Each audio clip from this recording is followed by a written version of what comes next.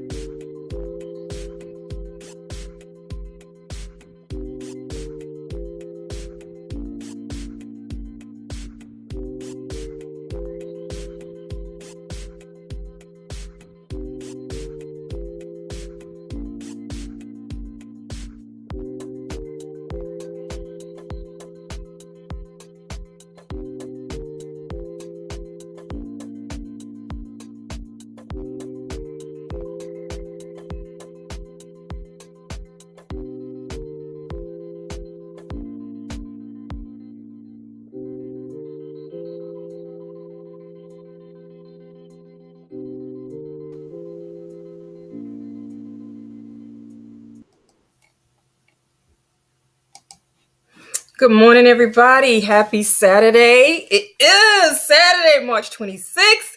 This is day 5 of Career Day, but this is going to be incredible. I'm going to bring a dynamic young lady before you. I hope I'm pronouncing her name correctly. If I'm not, she'll correct me when she gets on screen. Nicole Horsford Holly. She has real world experience. She's worked for groups such as Armani Exchange, Ralph Lauren, and others. And without further ado, I am going to bring Nicole forward. Good morning. Good morning. For saying your name correctly. You did very well. It is a lot of name. It is Nicole Horsford Holly. it is a full name. I like to say I was born a Horsford and then I married a Holly. So all right. got a lot of names to go with it. But no, thank you so much for the warm introduction. You are just such a compelling and amazing and dynamic person. I'm so thankful to be connected to you and to help with the Black fashion world. So I think it's amazing. And thank you for having me. I'm glad you are here. First of all, let me tell everybody, it's all, it takes a village. And when you have somebody who literally is on vacation right now and they're willing to come on screen to empower you, that says a lot about the fact that they want you to succeed. All right. And that is Nicole. So thank you for that. What we're going to do today is Nicole is going to give us a deep dive into salary. And trust me, it is a deep dive. It's a good one. I mean, really. After that, I'm going to give you, a career planning session. And with that career planning is definitely the salary, so you can know how to negotiate and so forth. Anybody viewing, well, all of you are viewing on the website, you can click into that bottom area that says YouTube chat, and you can go over to YouTube if you choose to do so. You don't have to do so, but you can do that, and that way you can communicate with us and ask any questions, okay? I do want to tell everybody that is joining, I'm very thankful that Lena, with Christian Dior, we were going to talk about international fashion, and she wasn't able to join us yesterday because of an emergency. She's okay. She reached out to me this morning. She's like, yes, send me a link. So at 1:00, we will be hosting that session. I've sent everybody that has purchased that session another link so we can have that conversation. So I know based upon what she experienced yesterday and the fact that she's still coming forth, that's going to be a powerful segment. So anybody who wants to purchase access can still do so. Also, replays are still on sale today for $10 for the 20. You get access to 2021. Well, actually, you get 2021 in the tickets, but with the replay, you get 2021 as well. So you get a stagnant amount of time and 2022. Tomorrow, the rate will go up to, I changed it. It's going to go up to $17.99. But for the price of a book, being able to access this information for the next 30 days is incredible. Without that said, I'm going to let Nicole go forward and talk to you about salary. I'm excited. It's gonna be great. So thank you for, again, the warm introduction. And like you were saying, a lot of this is going to be a conversation of things that I wish either my parents, my elders, or others had really imparted to me. Elements of that had, but not in such a robust way, I find. And I think a lot of the conversations we're having nowadays is really kind of circling more about things we didn't know and just sharing that information. So one thing that was imparted to me by quite a few of my friends as I was going through the industry was really like, listen, let's talk more about money. Because I think the more we talk about money and really have true insight to what you should be making, what the different career stages are, and just overall planning, it'll help. Yeah. So feel free to drop your questions into the chat. I'll answer them as we go along. And really, this is a nice overview, and there's some meat in the presentation itself that you can really take away and just write down whatever you need to, because I think it'll help to kind of put things in perspective for certain aspects of the career, like your career path. And for me, this is just, I want to kind of asterisk this as saying, this is specific to my knowledge of fashion and what I experienced in the fashion world. So like Carla said, I have worked, I'm a product development and production lead right now at PCHI, which is Party City. So any of those costumes your kids wore last year, I worked on them. Or adults, yeah, I also work on men's and women's. And what that means is that I work and am responsible for the development and working with design to essentially negotiate with the factories, source the fabric, source the materials with the factories, and bring those costumes to life. So this is the third iteration of a development and production life that I've lived in, because before that I worked specifically on wovens and denim. And that's where I actually started my career at Gap Inc. and then transitioned to Calvin Klein jeans, Polo Ralph Lauren, Armani Exchange, and then went on to work for smaller niche brands, helping them to launch and develop their denim lines. And then thereafter, now I transitioned to costumes because, just gotta keep it fresh and start figuring out new things for yourself as you start aging into the industry. I'm about 18 years in, so just under 2 decades, which is still mind-blowing to me that I've been able to do what I love and what I truly enjoy for almost 2 decades. And it's afforded me the ability to travel the world, kind of see everything that you could see with regards to factories, development, sourcing, fabric shows, trade shows, all those kind of fun perks that come with the job.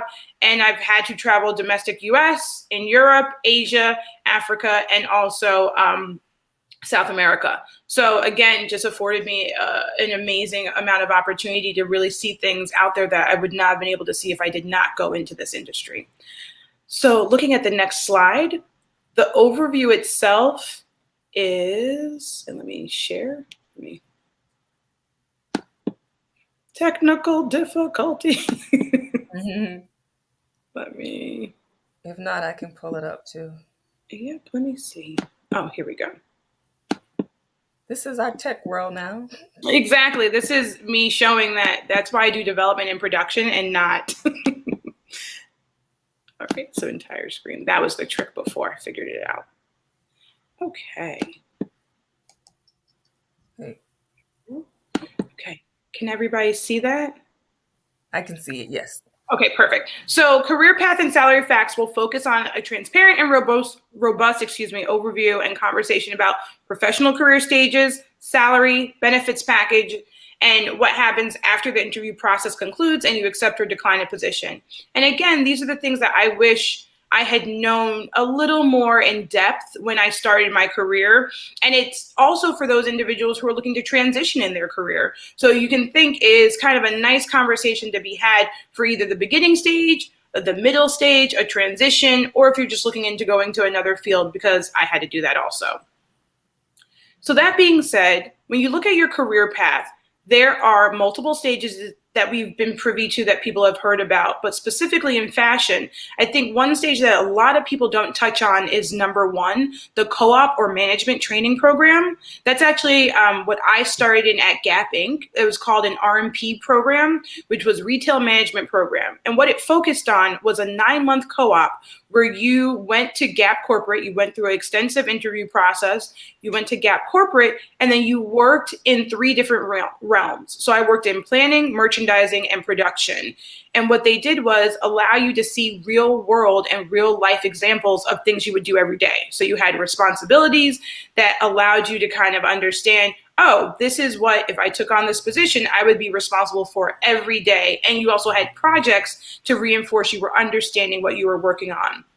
So what I don't think we all are insight or have insight to or kind of understand is these training programs are wonderful because they are a genuine benchmark and starting point for the development of your career. And it also gives you exposure to individuals who you normally wouldn't cross paths with.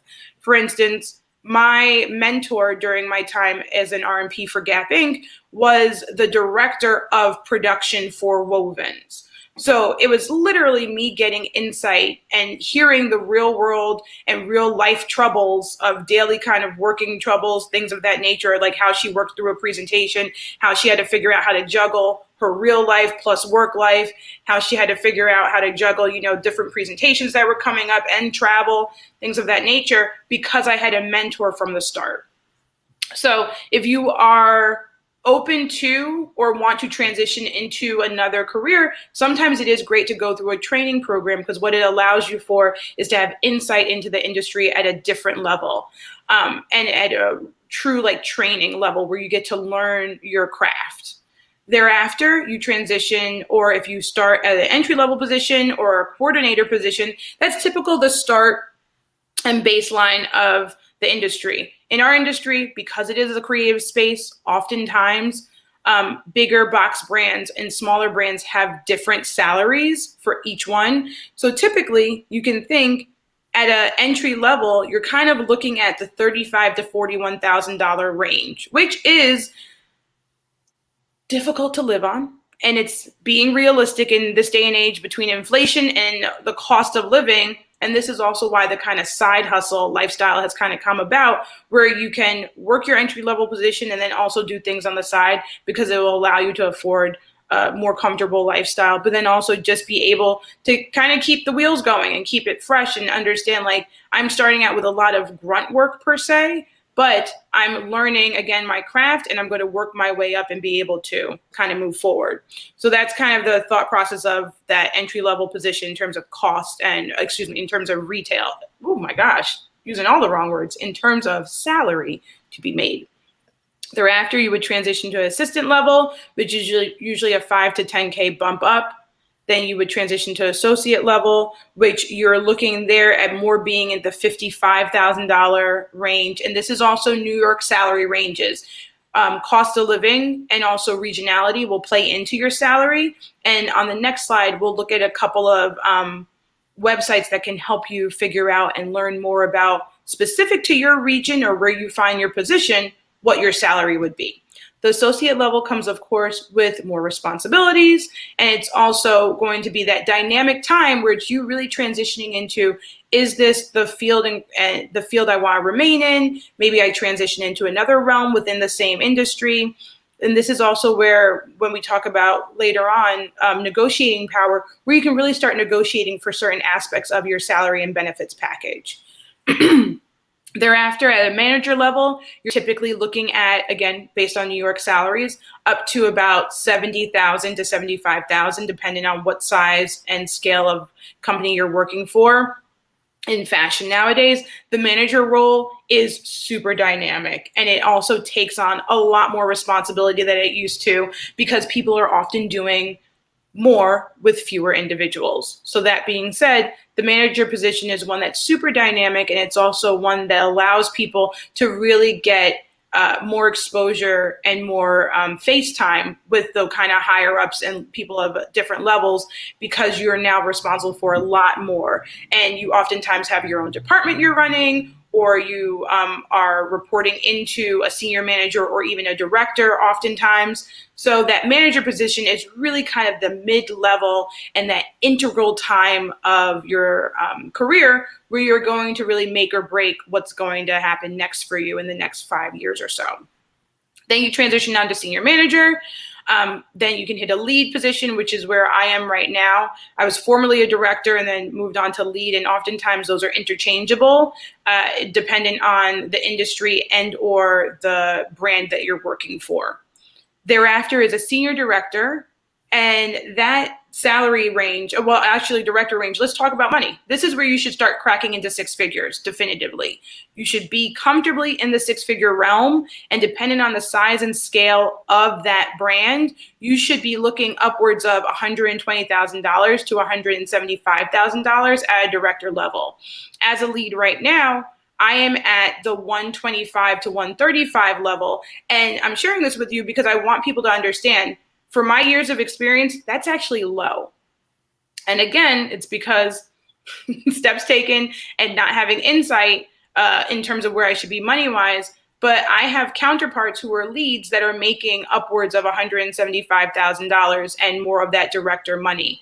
So I think this is where it's just really having that honest conversation and kind of asking counterparts, asking friends that you trust and that you feel comfortable to talk about money with, hey, where are you salary wise? And once I started having those real salary conversations with friends and colleagues, I learned that I was grossly underpaid my first 5 years of working in the industry. And it wasn't until I started having those real life conversations and having those kind of bigger conversations around the manager and senior manager time in my career that I learned, like, oh, okay, I need to get this bumped up and I need to negotiate better.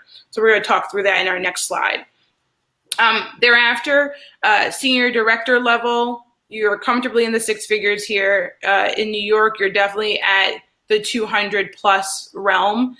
In fashion, for product development and production, for design, it might be a little bit lower, but it should still be over the $150,000 mark. Then we start walking into VP level and E-suite and the executive vice president and C-suite levels. And those are all your executives. Those are your strategic thinkers, separate from your strategic everyday life. These are the strategic business planners who are kind of working to guide and direct the pathway of the business itself.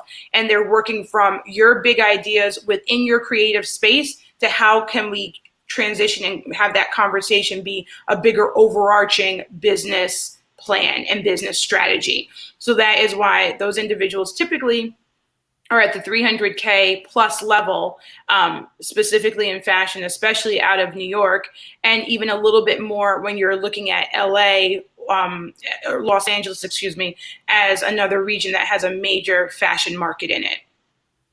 So I'm gonna pop out for a second and just see if anybody has any questions so far.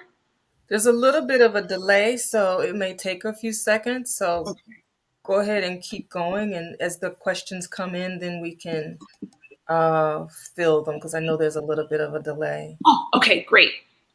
So I will keep going.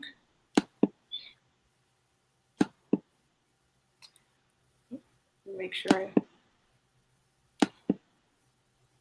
And of course, nothing is off the table. If anyone has any questions that they have, just feel free to ask. I am an open book within reason. Carla, is that showing again correctly? Yes, you're good. Wonderful. All right, so let's talk about salary ranges and negotiations. So we went through the different career stages that we had kind of talked through and seen the overarching kind of path that one can take. That being said, these are some helpful tools that I find have allowed me to kind of really understand and get a handle on, separate from conversations with colleagues and friends, what range of salary I should be in at a certain point.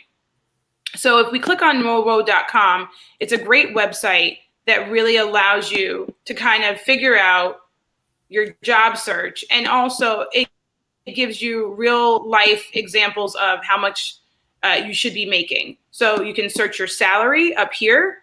And again, this is not an ad. I am not affiliated with them in any way, but I do find that they're a great resource. So you can type in your job title. So we can do design assistant.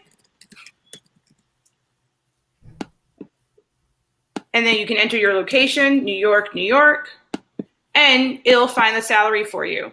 So this is just a great tool for you walking in and kind of understanding, hey, how much is a design assistant in New York making nowadays? So like I spoke to before, entry level, it was kind of 35 to 41. So design assistant is just above that entry level step. So that's why you're looking at $39,035.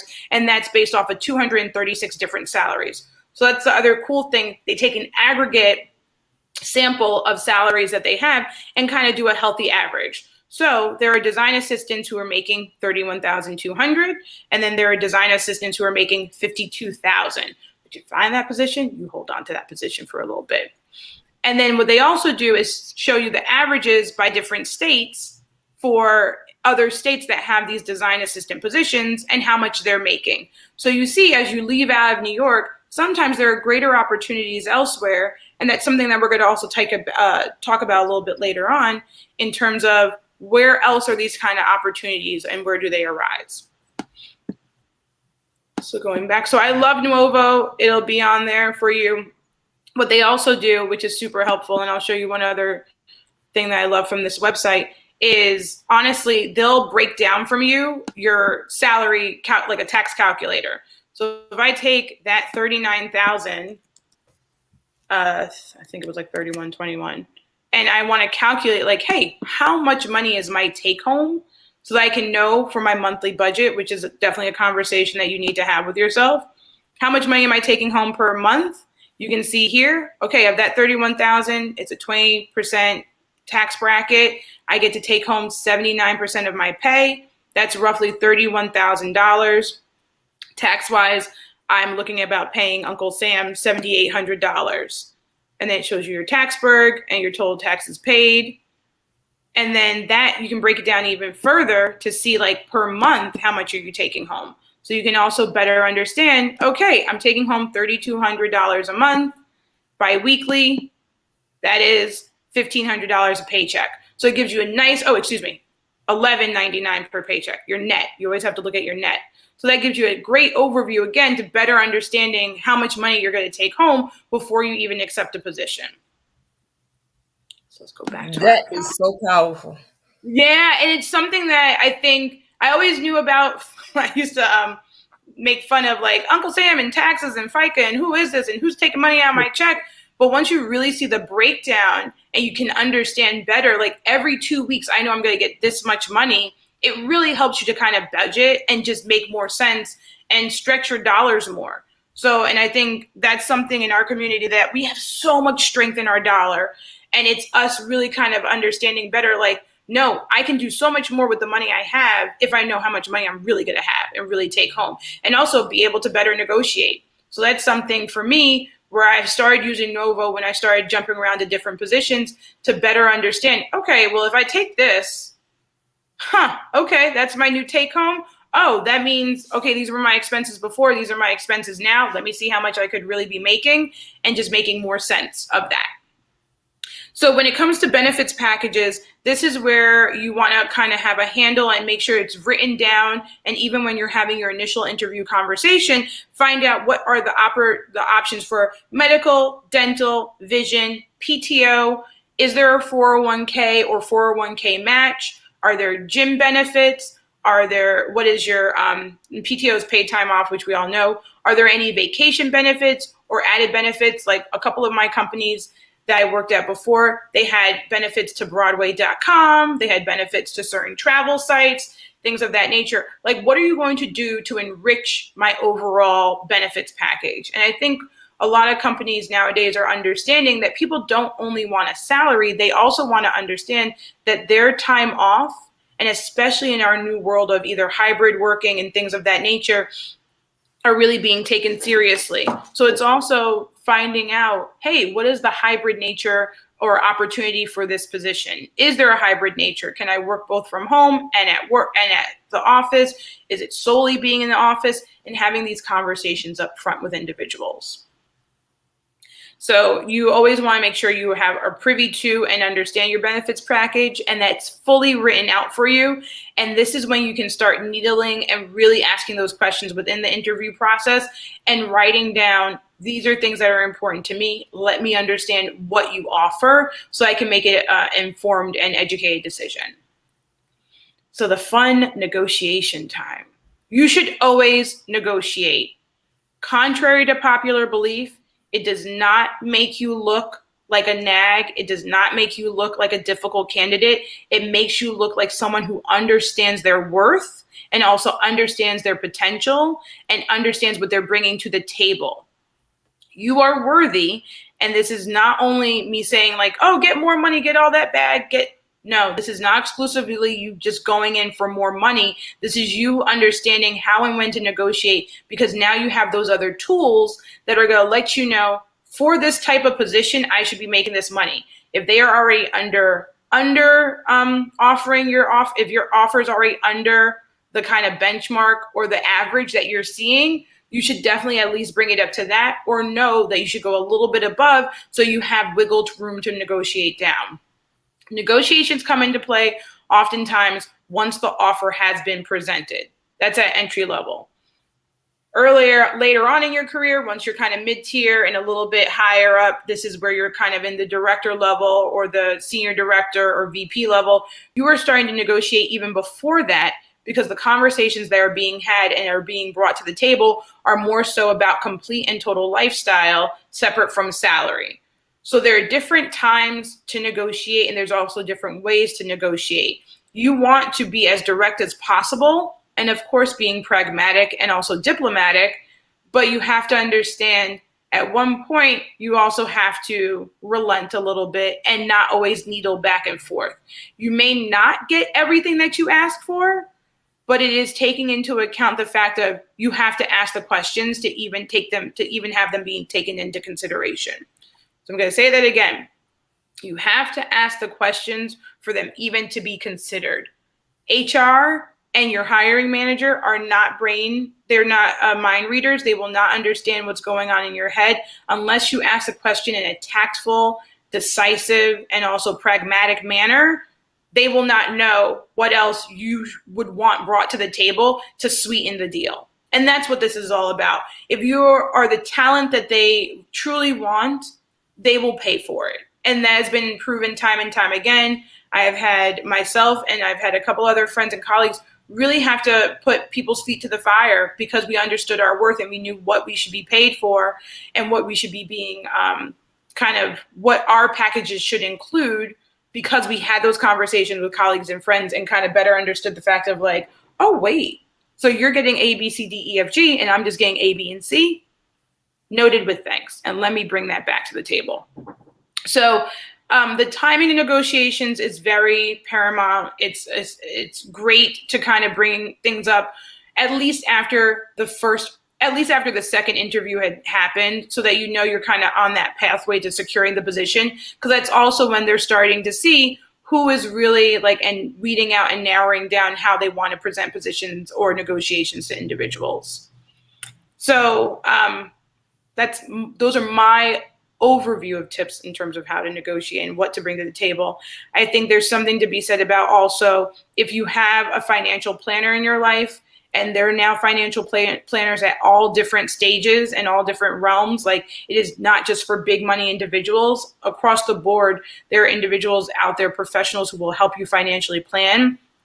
That's part of the conversation you should also have when you bring things to the negotiating table, because it will help you kind of understand your true plans and goals for your money and how you can get there and what salary or what kind of range you should be in to be able to afford that. So that being said, talking about financial professionals, there's also something to be said about savings and investments. We have always been a community that saves, contrary to popular belief. That has been why we've been able to achieve what we have to date. That's also why we've been able to kind of thrive in a world that may not have been set up for us in all ways, shapes, or forms.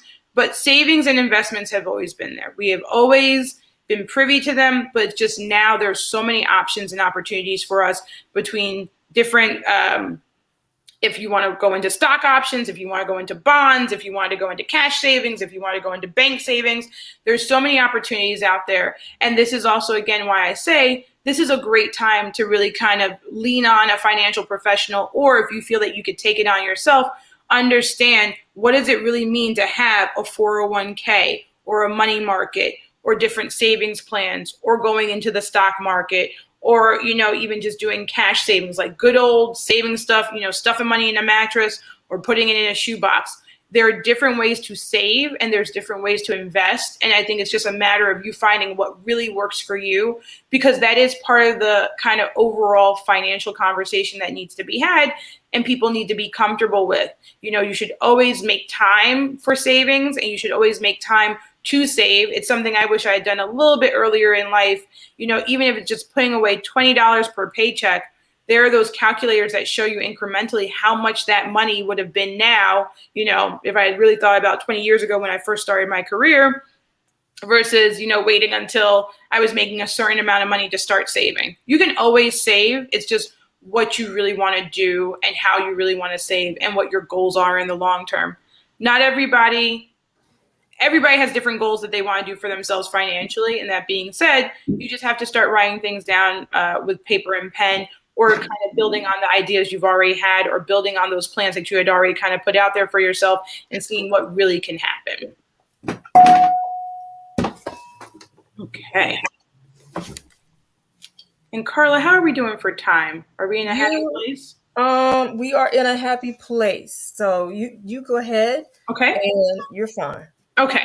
Just want to make sure I'm not overextended. Look, this is an important conversation. You are fine. My next session just has 8 tips. Keep going. Okay, great.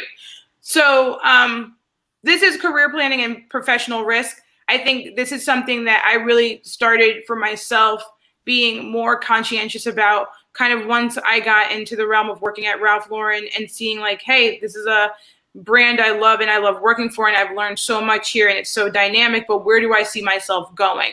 Because oftentimes in certain brands or working in certain companies, you can kind of get stuck and either hit a ceiling, either in a professional sense, a personal sense, what have you, or just really kind of understand the fact of this might not be perfect for me right now. It's really good and essential to my enrichment and learning, but what do I want to do next? And that's when I started that was about 5 or 6 years into my career, I started writing down these 1, 3, and 5 year plans. For me, they really helped me to have a true conversation with myself about where do I want to go, what do I want to do, and what do I want to see. Our industry is one where it has so much opportunity within it, and there's so many alternative positions within fashion itself that you are not even privy to until you start engaging and interacting with individuals and kind of learning like, oh, that's what you do? Like, I did not know the true role of a stylist until I worked at bigger brands and was like, oh my gosh, there's not just your on-set stylist. There is also your visual stylist. There is also your, pre-sample stylist. Like we had 3 different types of stylists within our brand. And those individuals were responsible for, as you thought, the aesthetic and the overall look of how the clothes were going to be presented in advertisements on the web or different things of that nature. But that being said, I did not know that there were 3 different individuals that would be responsible for that. I would think, oh, our one stylist that does the photo shoots also works on our in-house samples. No, they have a counterpart because it's too much work for one person to do. So that being said, I think there's something really nice about knowing in fashion, there's so many little niche and novel parts of the business that you could really make a true career of. There's something to be said about really kind of planning out and learning more about like, hey, is that something I'd be interested in doing? If so, how do I get there? And it also speaks to the kind of entrepreneurship side of fashion where you can make do with what you have and then make it so much more than it is because you're able to expand on that business in so many ways. I mean, between Instagram and TikTok and the internet itself, there's so many new opportunities every year, it feels like. So I think truly taking the time to write out a 1, 3, and 5 year plan for yourself professionally is a great kind of working tool. It's almost like when you're coming up with those New Year's resolutions, like, hey, this year in my career, I want to achieve X, Y, and Z. 3 years out from now, I want to be at this level and also achieving X, Y, and Z. When I started doing this, that's when I was able to transition from Polo Ralph Lauren and move over to Armani Exchange. And that's when I started to really travel. before Polo, I would go to Mexico and LA because that's where we had factories that did denim, and I got to work in those factories. Once I really kind of said, hey, I want to see more of the mills. I want to see more of the trade shows. I want to see more of the different factories that are overseas that really specialize in denim, separate from our domestic US ones. And I started writing down, and it's almost like having a vision board for your career. I started writing down these plans for myself, and it was in my 3-year bucket. And funny enough, within 2 years, once I had transitioned from Polo to our AX, I was starting to do 2 times a year traveling to India, China, Hong Kong, and France to you start in France and you go to the fabric shows, and then you transition out and go to India, Hong Kong, and China because that's where some of our vendors were. And then I would always have to go over to LA because we also still had a vendor there in the domestic US. And being able to travel and see those factories, see the mills, see the different, how the different setups that existed in each of the countries, and also how each country was kind of combating either child worker laws, making sure that there was education plans in place for all of their workers, making sure there was resources in place for female workers, making sure there were different environmental and water protection sanctions in place for their different realms, because denim does do a lot of damage to the earth. It did, and now we're getting better, but I digress. But that being said, putting that down in paper really allowed me to kind of figure out what do I want to do next and how do I really want to guide and drive my career. So separate from you doing that at work because you have your annual review or your 6-month review, this was you saying to yourself professionally, hey, I want to achieve A, B, C, D, E, F, G, maybe through Z, and just having a plan for it. So I really found that 1-3-5 really has helped me to kind of grow and develop myself. But then it also allowed me things like I never thought I would teach, but then I was invited by a former colleague of mine to teach at Kent State.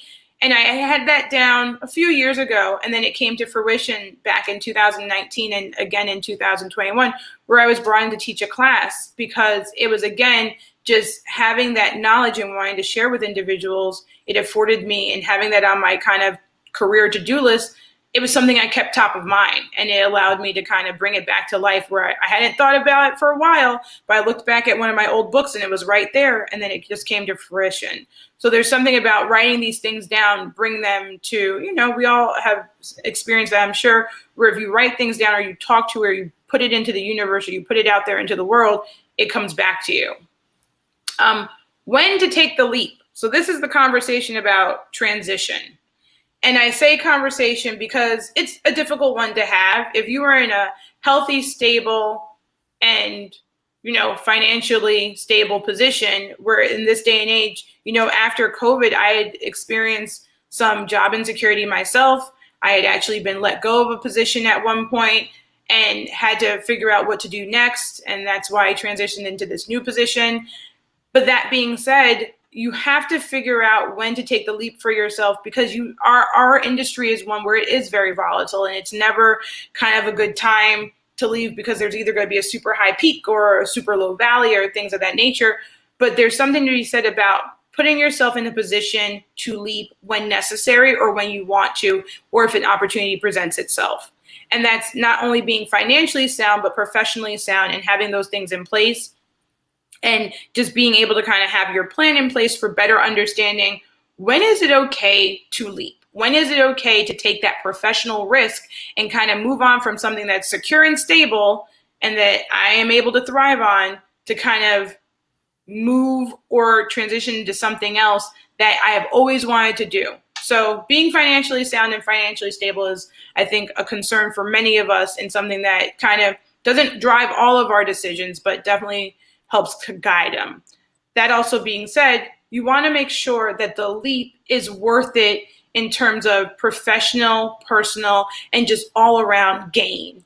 If you're taking a leap just to take one, is that really worth it? Is there going to be any true benefit for it? There's something to be said about really just seeing the world and doing what you want to do and kind of always being happy.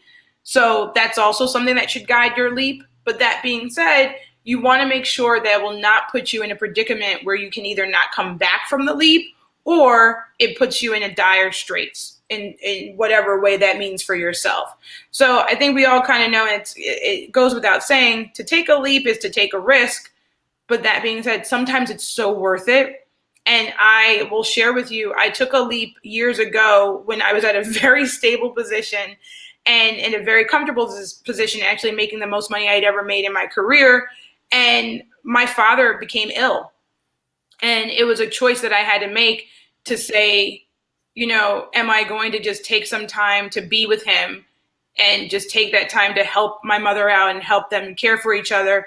But then also professionally, it was starting to get a little taxing and tiring because it had been that grind of, for years, working early mornings into late nights, traveling all the time, things of that nature. So I took an unconventional leap where I just stepped back for a minute and started consulting. And it allowed me to juggle a lot of personal responsibilities and also personal needs, but then also just gave me clarity in terms of where do I want to go next and what did I need to do.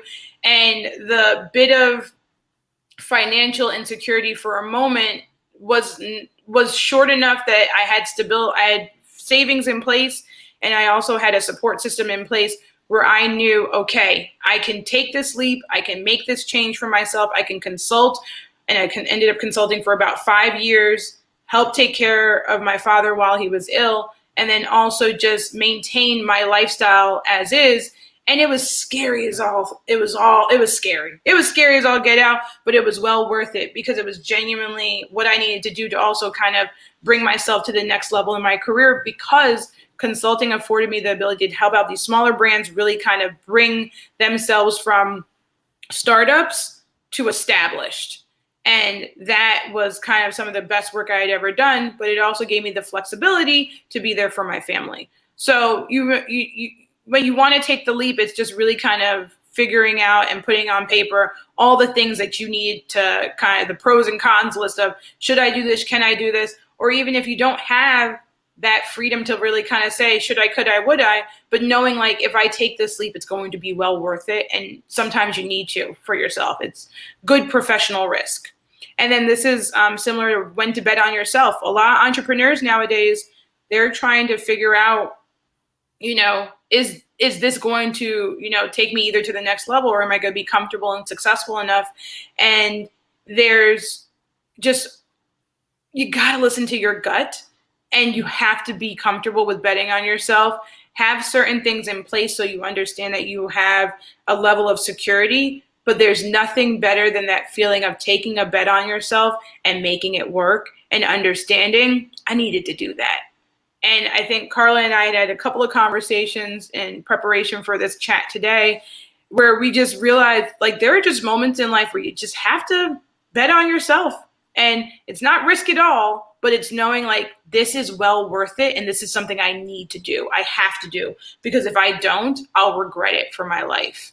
So this is all about having those honest conversations, having those conversations with individuals that you trust and you respect their opinion, or you look for their opinion at times, and just really being in the know about what you want to do with yourself, and just understanding in our industry, there's so much opportunity and there's so many paths to take. You really just have to take a moment to write down or even think about critically what you want to do, and understand that there is a way to get there.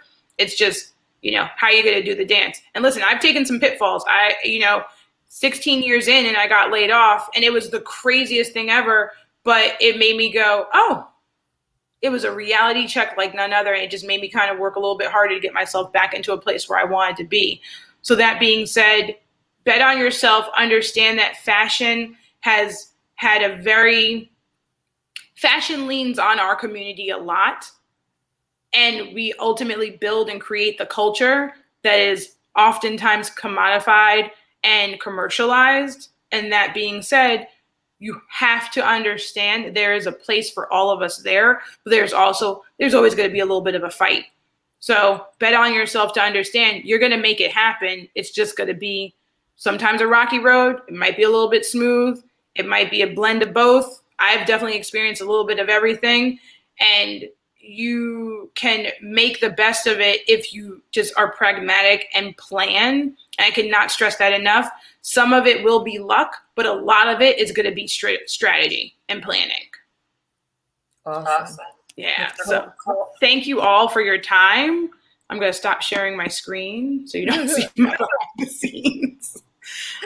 I have one question. Someone is asking, well, Dale is asking, the classes that you currently teach at Kent, what are those courses? So one was the senior capstone. So it's essentially for senior fashion students that come to New York for their senior year, their semester abroad, essentially. I teach them a capstone course. So it's kind of an introduction to networking, meeting other individuals, how to network within our fashion industry, and then also learning more about the New York City garment district. So I take them on tours of factories I've worked with, fabric stores I like to work with, things of that nature. So it's kind of just like an intro to fashion and an intro to like what happens after. And that's where I kind of also had to teach students about budgeting, salaries, things of that nature. So much of what we talked about today, I walk them through. Awesome. In a longer stretch. Well, you know what? I know time because you're on vacation, so letting you go. This is so needed. Yes. So thank you for Thank you for doing it, especially on vacation. Yeah, it's no worries. When we get off of this, I had to share. Back, and I'm gonna be like, Nicole, can we do this again next year? Yes, we can. Yes, we can. And I'll do it during the workday, so I get a little break from work. I'll always find a way. No, I'm just kidding. I'd be thrilled to have me back. And thank you all. I know I talk sometimes fast, and I know I talk a lot. I know there's a lot of words in there sometimes. I know that's why we're cool. But that being said, if anybody thinks of anything, please just email or email Carla or email the website, and I'll just hop on. I can even do a Q&A at one point if anybody wants to, where it's a live Q&A and we can just banter back and forth. But I hope this is helpful. The 2 websites I mentioned on there, please just take away and just dig around and see, like, hey, does my salary make sense for the position I'm in now? Because that's one thing I figured out. Mine did not years ago. So I got my bump up when I transitioned. And that's the other thing. Moving jobs in our industry is not a bad thing. No. After years, though, it's not bad. It's kind of understood, and it's kind of the norm. It's kind of where it's how you make more money in fashion. Yeah. Thank you so much, Nicole. And I'm just going to piggyback on what you said on that 1-3-5 plan. I'm going to talk to everybody about creating a plan. So have a great weekend, Nicole. Awesome. Take care, and everybody be well. Stay safe. Thank you. Bye. All right, everybody. That was an incredible deep dive. So now I'm going to talk to you about creating a career plan. This is something that I'm going to give you 8 steps. This is something that has worked for me. Let me plug up my computer just to make sure I'm good. This is something that has helped me. We're going to do this in about 10 to 15 minutes, and then we'll transition to the 1 o'clock series I just heard from Lena, bless her heart. Looking forward to talking to her. One of the first things you want to do, number 1, is you want to figure out where you're talented. I tell everybody we have a free gifts assessment test on the Career Day page. That is blackfashioncareerday.org. It's a free assessment. You can go in and I'll say confirm, things that you already know about yourself. Those innate abilities that you were given at birth, before you were born, really in your mother's womb. This test is not a test, it's an assessment. It is dead on. It will tell you about your gifts and your talents, the abilities you can develop. But that's the first thing you want to do. You want to look at yourself and embrace those talents you have. Once you do that, I encourage you to talk to other people about the talents that you have. If you're a career changer and you have previous reviews, take out your job reviews and look at those reviews and see what is across the board, those dominant things that have been said positively about you, as well as what I say, friends or family, those things that you've been complimented on. The second step is you want to look at your desired career. What do you want to be? Do you want to be a fashion designer, fashion buyer? What do you want to be and why? Once you figure out what you want to be, and really figuring out what you want to be should go back to those gifts and those talents that you have within yourself, because that's how you're going to soar. Those are those things that will put you in position to soar in that desired opportunity. if it's for you. Sometimes the desired opportunity isn't necessarily for you. Perfect example. This is a good example. I majored in accounting. My Bachelor of Science is in accounting. I didn't want to work in accounting all day, but I'm thankful I took that course because I definitely, running this nonprofit, use those accounting skills. So even if you started out in a career and you decide to switch majors or a career, that's those skills that you've obtained in that major or in that career leading up to that point will be beneficial down the road to you. So then you want to look at, this is still number 2, looking at the career that you desire. You want to look at the job description for that career. We've heard a lot about careers this week and what it takes and what the role requires. I tell you to take those notes. Those of you who bought the replays, go back into last year's replays, this year's replays, and listen to those skills that are required, the hours that are required. Write all of those things down. And I'm going to share a form with you in just a second, but write all of those things down. Then what you want to do is number 3. You want to assess where you are based upon the skills that you have, the talents and the gifts that you have, the skills that are required for the position that you want to step into. You want to look at what do you have and at what proficiency level you are at currently. If you want to be a fashion designer and it requires that you know how to, I'm just using an example, you know how to draw. What proficiency level are you at? Do you know how to draw? I'm just using that as an example. Negotiation. We heard about the buying and the merchandising aspects, being able to negotiate. That is a definite skill that is required in that role. How then assess yourself? How well are you at negotiating? Okay, now based upon that assessment, number 4, this is where you're going to create your plan. You've looked at what talents you have. Look at the abilities too. Look at the gifts, the talents, and then the abilities, because abilities you can develop. You're going to look at the job description for the role that you want or that you're called to. Then you're going to, and number 3, you're going to assess the proficiency level that you are currently at. And then number 4, that's where you're going to create your plan for developing those skills or heightening those skills to the point that you need to be at to get to the role that you want to be in. This page right here is, this page can be found in the event play guide. You know, at the top, you're putting the desired career. On the left, you're putting what is your skill set? What are the proficiency levels? That's what I've talked about in step number 3. On number 1, on the right, it says what skill set proficiency levels are required. That's what I talked about in step number 2. At the bottom, yeah, this is something else. I'm going to talk about number 4 again, which is creating the plan based upon the top 2 segments there of where you are, where you want to be, and how you can develop those skills. So in number 5, that's the bottom section. You're going to start talking to people. You're going to start observing people. You're going to start listening to people, which hopefully you did this week. You're going to start looking at events and organizations and searching out things online where you can go and learn and develop these skills. You're going to look at number 1, you're going to look at the books and the magazine and other publications that you should be reading to develop these skills. And then at the bottom, other steps that you can take. There are lots of other steps you can take, like getting the mentor, getting an apprenticeship, working a part-time job, those type things. Those are the things that you want to do to create your plan and put timelines with it. A year, like she said, that 1-3-5, start out with a year. It takes about 6 months to develop something, develop a skill and make change and to see change. So you want to put down where you are. And then 6 months later, you want to look at how far, what have you done? What has worked? What hasn't worked? And this is actually number 6, where you're evaluating yourself. You want to look at what worked, what hasn't worked, what you really like. Did you like reading the books? That might be your way of learning. Did you like watching videos? That might be your way of learning. So that is what you want to do. Those are those 6 steps. 1, the gifts assessment. 2, the desired career. 3, assessing yourself using this chart. Again, this is in the event playbook on the website, blackfashioncareerday.org. You can download it. 4, creating that plan, going to the bottom. And then number 5, putting that plan in action. Number 6, evaluating that plan every 6 months. Now, after that, Then you want to go into number 7.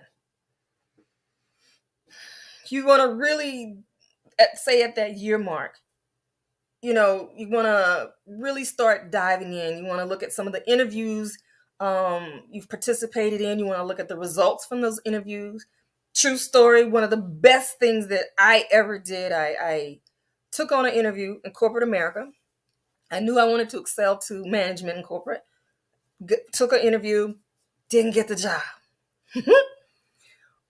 Bold enough to go back to the hiring manager who interviewed me and ask her, what could I have done better?